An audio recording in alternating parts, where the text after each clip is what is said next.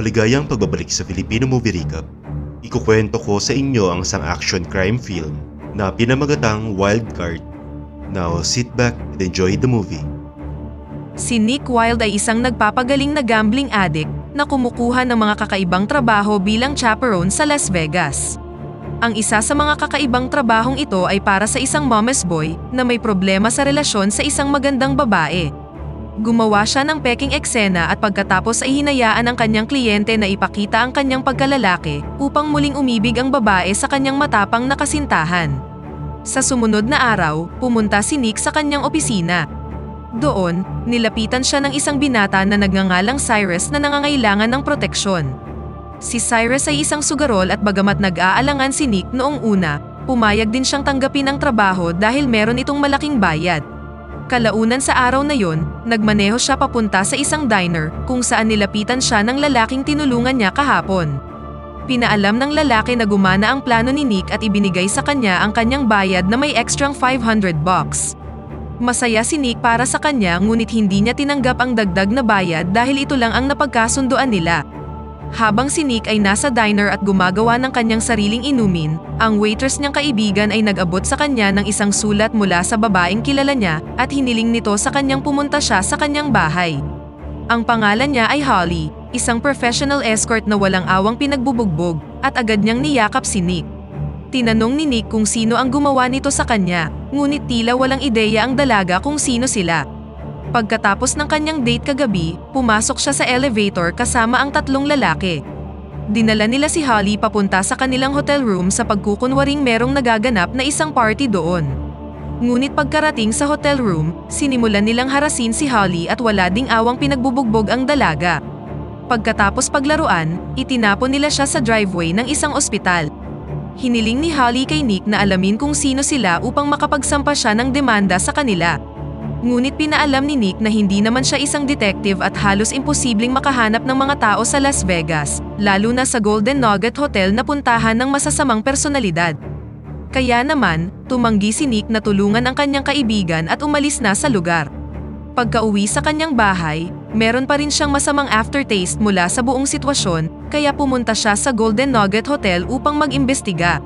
Si Nick ay isang lalaki na maraming kaibigan at ang isa sa kanila ay isang housekeeper na nagtatrabaho sa nasabing hotel. Humingi siya ng ilang impormasyon tungkol sa insidente, ngunit sinabi sa kanya ng ginang na mamaya na sila mag-usap. Kalaunan, nakipagkita siya sa kanya sa isang diner at nalaman ni Nick na ang lalaking responsable sa pambubugbog kay Holly ay si Danny DeMarco, anak ng isang kinatatakutang gangster sa lungsod, kaya naman palagi siyang binabantayan ng dalawang malaking lalaki. Binalaan niya si Nick na magdudulot lamang ng gulo si DeMarco sa kanya at dapat siyang lumayo sa lalaking ito. Matapos makuha ang mga impormasyon, tinawagan ni Nick si Holly at sinabi sa kanya na wala siyang nakuhang anumang impormasyon tungkol sa mga taong umatake sa kanya. Gayunpaman, agad niyang kinundena ang mga kasinungalingan ni Nick at idinagdag ang kwento tungkol sa kung paano siya hinaras ni DeMarco. Higit pa rito, alam niya kung paano i-pressure si Nick para gawin niya ang lahat ng gusto niya at dahil dito, pakiramdam ni Nick ay wala na siyang pagpipilian. Nang gabing yun, kinuha ni Nick si Cyrus at ipinakita sa kanya ang Las Vegas at lahat ng mararangyang kasino hanggang sa tuluyan silang manatili sa isang maliit na kasino. Itinuro ni Nick ang isang $100 table, ngunit mas pinili ni Cyrus ang $10 table dahil sa tingin niya ay mas tatagal ang kasiyahan sa ganitong paraan. Ito ang highlight ng career ni Nick, ang magbantay ng isang bata na hanggang $10 lang ang kayang isugal. Dahil sa pagkadismaya, tiniyak ni Nick na walang magtatangkang magnakaw kay Cyrus at iniwan na siya ng mag-isa sa kasino. Pagkatapos nito, binisita ni Nick si Holly at sinabi sa kanya ang tungkol sa kinaroroonan ni DeMarco, ngunit hanggang dito na lang ang magagawa niyang tulong. Galit na galit si Nick dahil nagsinungaling si Holly tungkol sa pagsampa niya ng demanda kay DeMarco, dahil ang totoo, ang gusto niya lang gawin ay makapaghiganti sa gangster kahit na mailalagay nito si Nick sa delikadong sitwasyon. Ngunit tila hindi ito kayang tiisin ni Nick dahil mabilis siyang madala ng mga pambobola ni Holly. Sa sumunod na araw, pumunta si Nick sa hotel para harapin si DeMarco habang nagbabalat kayo bilang isang taong ipinadala ni Baby, ang mafia boss ng Las Vegas. Nais niyang lutasin ang buong sitwasyon ng mapayapa at ipinaalam na siya ang bugaw ni Holly. Inalok siya ni DeMarco ng $50,000, ngunit iginiit ni Nick na hindi ganito kasimple ang mga bagay-bagay.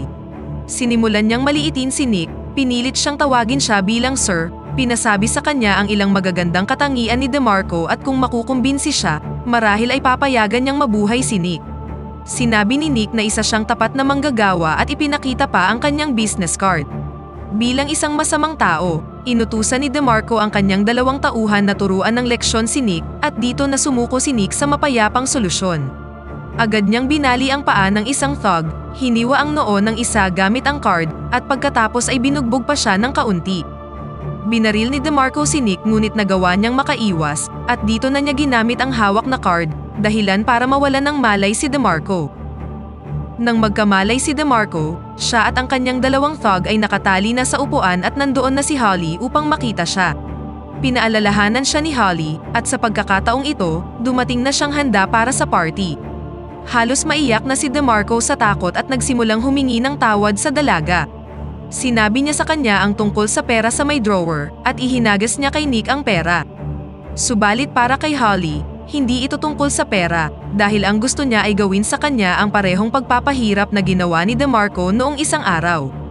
Gusto niyang marinig na mahal siya ni DeMarco at kung hindi siya makukumbinsi, puputulin niya ang kanyang maliit na alaga. Plano ni Holly na putulin ang hotdog ni DeMarco, kaya nagsimula itong magpanik at humingi ng kapatawaran sa dalaga. Nang makontento sa kanyang nakita, nagpa siya si Holly na kunin ang pera at umalis na sa hotel kasama si Nick.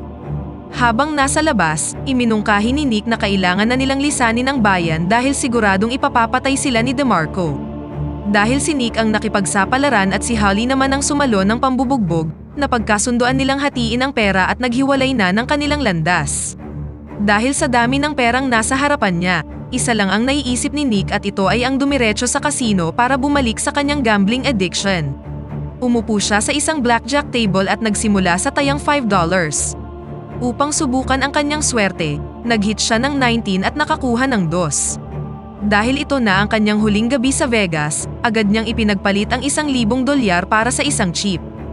Pagkatapos ng ilang taya, ang isang chip ay naging 2, naging 4, at pagkatapos ay naging 8,000. Sa tuwing nananalo siya, dinodoble niya ang kanyang taya. Sa kasamaang palad, tapos na ang shift ng dealer kaya kinuha na niya ang kanyang chips at kumuha ng maiinom sa bar. Nakita niya doon si Cyrus at sinabing sinuwerte siya sa dealer, ngunit bigla niyang na-realize ang isang bagay. Paano niya malalaman na wala na ang swerte kung hindi pa naman niya ito sinusubukan? Agad siyang bumalik sa pagsusugal at nagsimulang maglaro sa buong mesa na merong pinakamataas na taya. Samantala, nandoon din si Cyrus at tahimik na nag-cheer para sa kanya. Ngayong meron na siyang malaking stack ng mga chips, na ipanalo niya ang kanyang huling laro at umabot sa $506,000 ang kanyang napanalunan. Sinabi niya kay Cyrus ang tungkol sa kanyang mga plano na umalis na ng bansa at mamuhay sa buhay na kanyang pinangarap. Sa dami ng perang ito, naisipan pa ni Nick na magbigay ng $6,000 tip sa isang waitress. Ngunit habang papunta na sa cashier, bigla siyang nagkaroon ng anxiety attack. Sinabi niya kay Cyrus na sapat na ang $500,000, ngunit upang hindi na muli siya bumalik sa kahit na anong kasino, kailangan niya ng mas maraming pera. Dahil dito, nagpa siya si Nick na magpatuloy sa pagsusugal. Itinaya niya ang $500,000 pati na rin ang kanyang orihinal na $25,000 sa isang blackjack. Nakakuha siya ng 17 laban sa 10 ng dealer, katulad sa nangyari kanina. Nagpa siya siyang mag-hit, umaasang makakakuha ng 4, ngunit sa kasamaang palad, nakakuha ng 16 ang dealer at mananalo sana si Nick kung naglaro siya ng tama.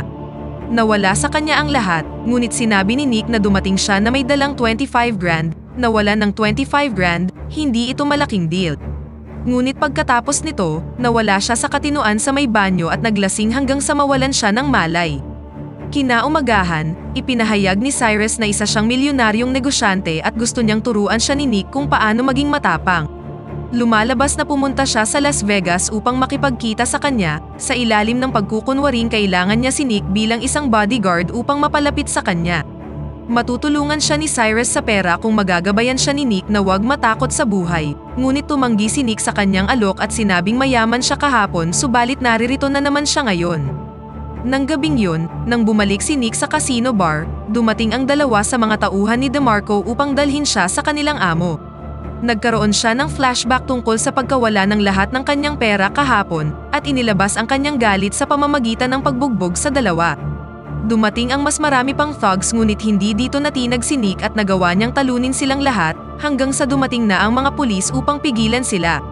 Pagkatapos nito, dinala si Nick kay Baby, ang mob boss ng Las Vegas.